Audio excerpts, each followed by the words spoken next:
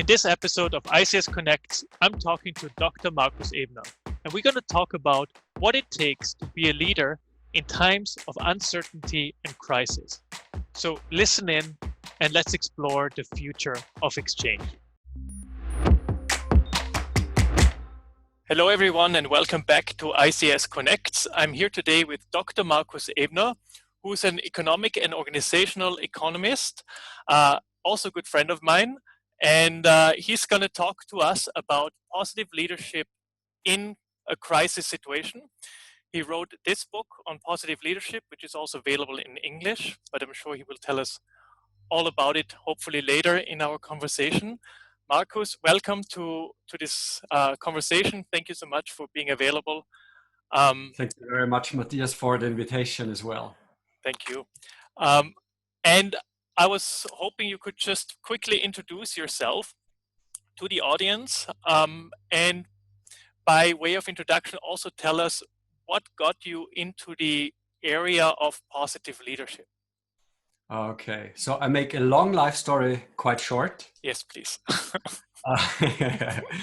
As you already said, I'm economic and organizational psychologist. I teach at the university in Vienna for I think about 15 years or even longer. So that's my academic focus. And the practical focus is more than 20 years I'm working as a coach and as a trainer, focusing the field of leadership for different companies. And why I now focus the positive leadership part of leadership is it happened by coincidence. To be honest, my research was about intrapreneurship. I know this is something nobody knows. It's about what circumstances does it need that employees work in an organization like it would be their own organization, so like they would be the owner.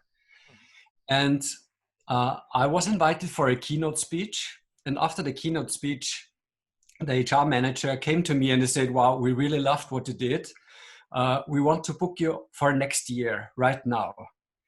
And I said, well, what should be the topic for next year? And they said, just think about what could fit to us and you can talk about everything you want. And afterward, he invited me for a dinner. And I remember exactly, it was December the 15th. Okay. And during our talk, during the dinner, he said, well, have you ever heard about positive leadership? And I said, I've heard about this, but I think it's something spiritual, but not really academic. And he said, well, I was in a workshop and they told a little bit about positive leadership and it sounds quite interesting. Maybe you can talk about this next year. And I said to him, no, I'm sorry, I can't talk about this because, you know, I'm economic psychologist. I teach at the university. This is something not very based on academic level. And a little bit later he said, well, it would be great if you do some research in our company and you talk about the results next year when you do the keynote. And then he said, well, maybe you could do some research about positive leadership. And I said, I think there is no research about positive leadership. And then maybe because I'm economic psychologist, he said, I have some money left for this year and we can give it to research, to a university if you're interested, just to say it, but I need to know it the next week. And so what he told me is that there is money for research. We can do questions, and so we can do the full questionnaire in this company. He offered me more than 1,000 leaders for the questionnaire. Wow. And I have to tell this, I have to give an answer in 1 week. So I went back home, logged in at the university, and I found a few studies about positive leadership. And that was all I needed to give him the answer. We can do that. And the plan was to do this study, to do the keynote, and then go back to my entrepreneurship topic. And when we started the research, I found that this is quite near to entrepreneurship. That's the one thing. And the second thing was that the approach was really impressing me, because the approach of positive leadership was in a very human style, like not only focusing that it's good for the company, but also focusing on growth in people. And after the keynote, I wrote a little article, and then I got emails, and the email started like, "Dear Dr. Ebner, you as a person who knows a lot about positive leadership, you as an expert in positive leadership," and I definitely was not an expert in positive leadership, but there were almost no experts in positive leadership in the world 10 years ago. Yeah. And so I became an expert in this field. I did more and more research, and in the last 6 years, I think more than 90% of my time in research and also in seminars and in coaching and so on, my main topic is positive leadership, and I really love it. I think this is a story many of the people that are working in conference and events industry can really relate to, because all of us somehow fell into this. Nobody went to university to be a conference manager, but yeah, it happens through a life story. So it's really interesting. Markus, yes. but when you talk about positive leadership, so what are, in a very short way, some of the principles of positive leadership, some of the cornerstones, if you had to give an elevator pitch on that? Okay, so at the very, very beginning of positive leadership, it was also translated like strengths-oriented leadership, focusing on strengths. Today, it's much more. Today, we focus 5 factors when we talk about positive leadership. And there is an acronym, it's called PERMA, and PERMA shows exactly what the 5 factors are. So P stands for positive emotions. So it's about how to create positive emotions in a company. The second one, E, stands for engagement. And engagement is there the possibility that you can get involved with your strengths in your work? So it's like, are you at the right place where your strengths are really needed? R stands for relationships. So do you have supportive relationships in your company? Does your leader support you? Does the company support you? Things like that. Do you feel connected with the people you work with? This is relationship. M stands for meaning. So is there a purpose? Is there a meaning for you? Or do you just do your work? I mean, you could say money is a meaning, but we don't talk about this. It's a deeper meaning. And A stands for accomplishment. And that means that how often do you realize that you reached a goal? And this is the moment when you feel accomplishment.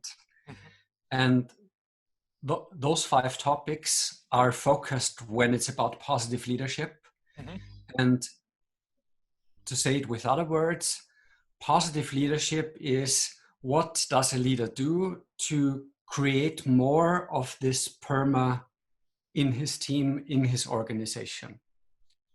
So this is something I thought about, and I know about your work on positive leadership. I thought about it a lot, and I read your book again in this time of economic uncertainty and crisis that we're in with COVID-19, because I feel it is so important in this time to really kind of like work with the anxiety that's existing in the team and trying to change the story. It's trying to change the emotions, or at least kind of like encourage more positive emotions, right? It's at least how I saw it. But you as an expert, how do you see, how could you apply positive leadership, especially in a time of crisis like right now, or economic uncertainty where people are not sure, will I still have a job? Will my company be able to get through this? Will I be able to get through this within my company? How can you apply some of those positive leadership principles, especially in times like this? Mm-hmm. So before I answer your question, one thing I think is very important when we talk about positive leadership, especially when I introduce the 5 factors, it always sounds like, oh, this is a very social romantic idea. It's about positive emotions, it's about relationship, it's about all those nice things. But when it comes to economic, it's more about like,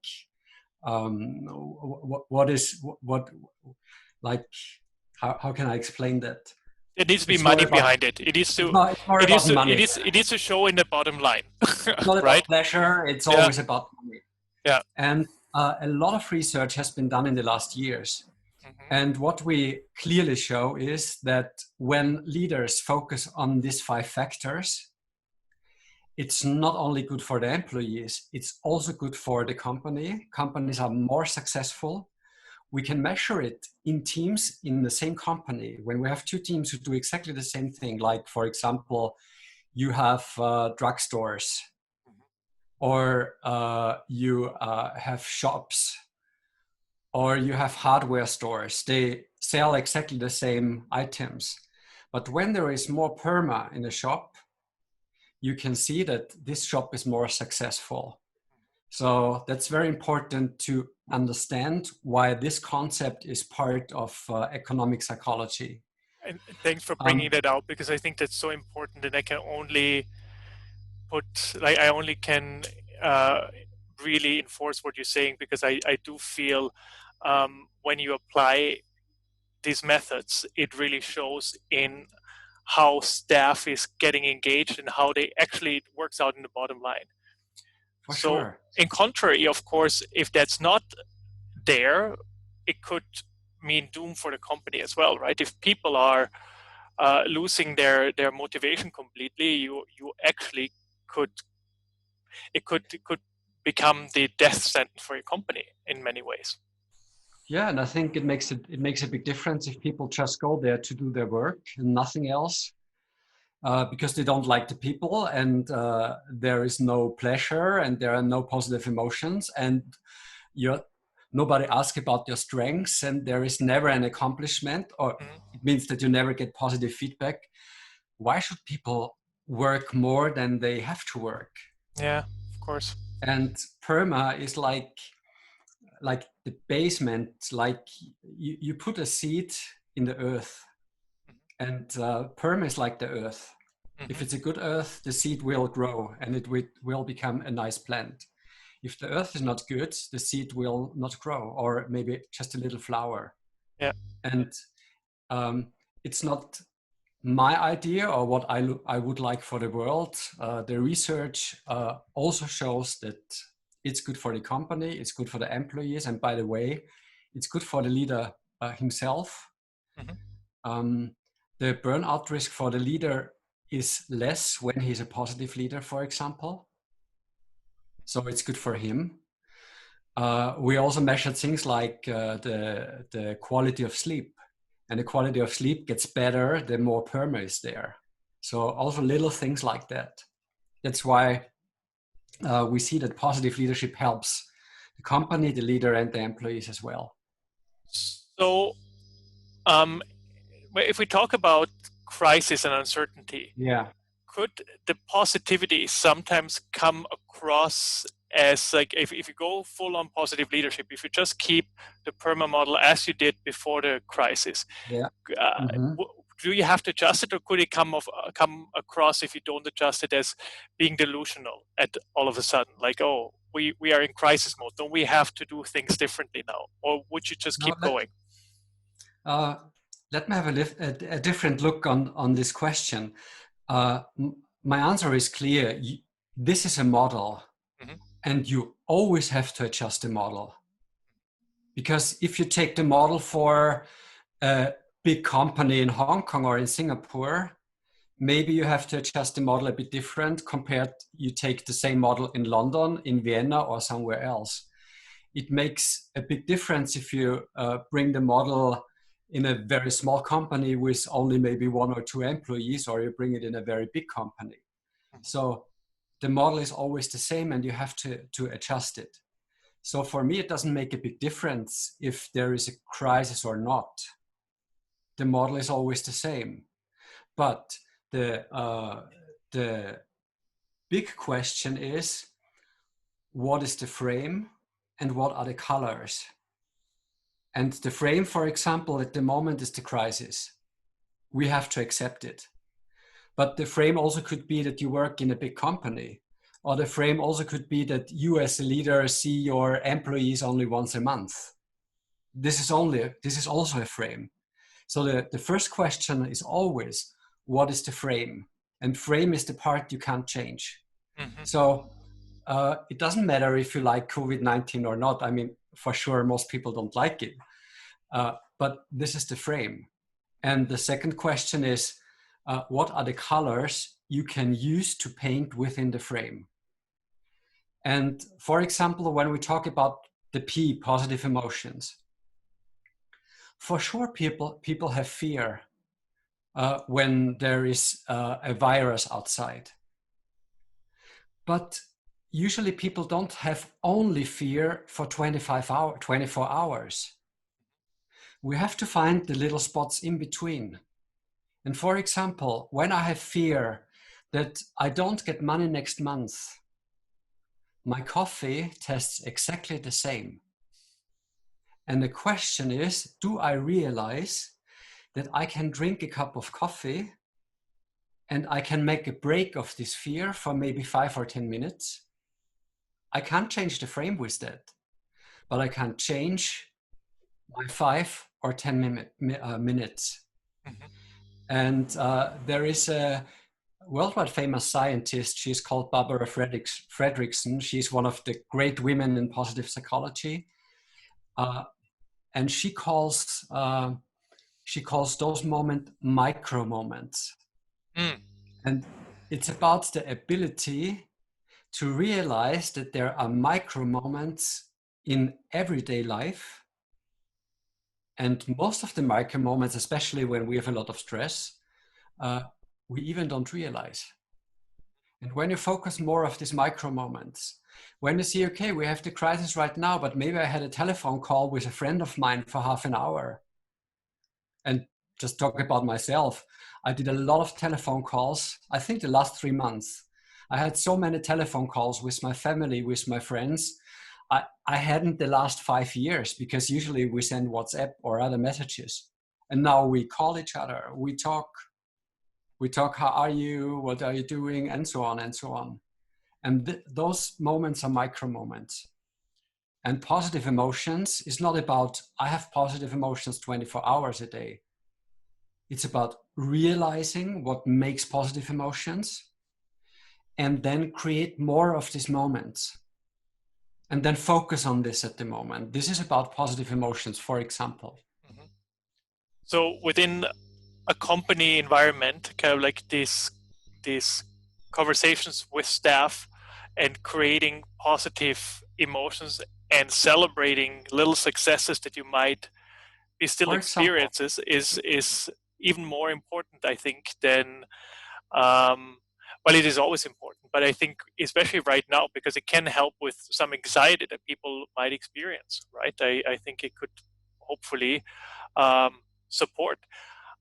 What if the leader themselves find themselves in a moment where they just are stuck in a moment where they say, I don't know what's next. I have a really hard time to apply some of these PERMA methods because I personally, I feel drained myself and I need motivation. I need people to help me right now. I'm sure you experienced that. What is a good way of, if I'm as a leader, I realize I know this is needed right now, but I can't give it because I'm not in the state right now. What is a good way of dealing with that at that moment? So I think it always, and it's not only in the time of a crisis, you have to take care of yourself first, and then you can take care of others. So when I was trained as a psychologist, this was the most important thing I have learned. First, I have to take care about myself, and then I have to take care about others. It's the same when you go by plane somewhere. Everybody knows how is the message about the oxygen masks. First take care about yourself and then take care about others. And exactly this is what I tell leaders. Take care about your PERMA, all the 5 factors. Take care about your positive emotions. Focus your strengths. Take care about your relationships, all those things. Find your meaning. So a lot of leaders find their meaning exactly right now because they see that they are very important. They are not only organizers, they also can help their employees. So that's a lot of meaning in the job of a leader. So first things first. And first things is focusing yourself, your PERMA, and then help employees to develop their PERMA. And there is always a possibility. I want to bring one example that's very helpful for practice. You said, especially as a leader at the moment, you can't give answers to the question, what happens next? What will be in a half a year? What will be in 1 year? We don't know it. And a lot of people are afraid about this because we love to make plans. And we want to know what's in 1 year. Will I have my work in 1 year or not? We don't know. So that means you shouldn't create confidence as a leader by telling lies. And the lie would be, everything will be fine, because we don't know it. But there is another possibility. And the possibility is look back to your life. And this is what you can do for yourself as a leader, but also with employees. And I did a lot of this kind of questions in my personal coachings in the last month. Look back in your life and remember situations when something was really, really terrible. So situations where you were thinking, I don't survive this situation. Like maybe you lost a job or some very close relative died, things like that. And then realize that you still live. And the question is, what have you done in this situation that helped you to go through this? Even though you had no idea what could a goal be, even though you had no idea what will come next, but now you are already in the future. That means you have strength, and those strengths helped you to survive. And maybe you grew in this situation. You are bigger now than before. Maybe your personality is much more stronger than it was before. And focus moments in your life when things like that happen. And when I think about this, it helps you to build up trust that you don't need to know what happens in 1 year because nobody can give an answer. But you can be sure that you will find a way to deal with it. And that can make you much more quiet inside. That can help you to relax. And that can help you to see that maybe now there is time to enjoy a cup of coffee. And this is so super helpful when you focus this, even though we don't have any answers about what happens in 1 year. I just know one thing, in 100 years, we all are dead. For sure. But we'll see. We'll see. I have a good feeling right now. Okay. I'm feeling strong. Good. Okay. Well, as a scientist, I would say probably you are dead in 100 years. I would assume so. I would assume so. Okay.